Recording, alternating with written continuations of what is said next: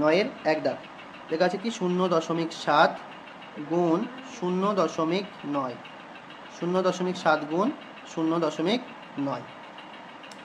তো এখানে তোমার যে কাজটা করতে হবে, তুমি এর আগে শিখে এসছো, প্রথম দিকে শিখে এসছো 0.7কে তুমি কিভাবে দশমিক ভগ্নাংশ থেকে, দশমিক সংখ্যা থেকে কিভাবে ভগ্নাংশ প্রকাশ করবে বলো তো দেখি। ভগ্নাংশে যদি লিখতে চাই তাহলে কত লিখবো?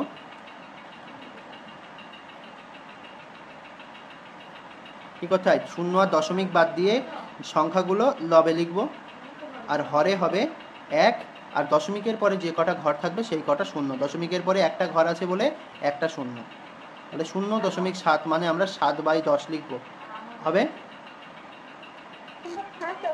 আর 0.9 মানে একইভাবে আমরা লিখবো 9/10, লেখা যাবে। আচ্ছা, এবার লবের সঙ্গে লব গুণ করবে, হরের সঙ্গে হর গুণ করবে। 7-এর সঙ্গে 9 গুণ করে 7×9 = 63 লিখে দেবে লবে, আর হরের সঙ্গে হর গুণ করবে 10×10 = 100 লিখে দেবে হরে। তাহলে আমরা লিখবো, কি লিখবো? 7×9 = 63 বাই 10×10 = 100। এইবার এই যে ভাগ করাটা খুবই সহজ। আমরা ভাগ করছি মানে 1-এর পাশে কটা শূন্য?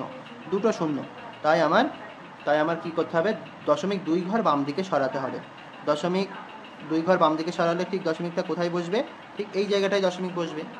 তো তার আগে একটা শূন্য দিয়ে দেবো, তাহলে 0.63।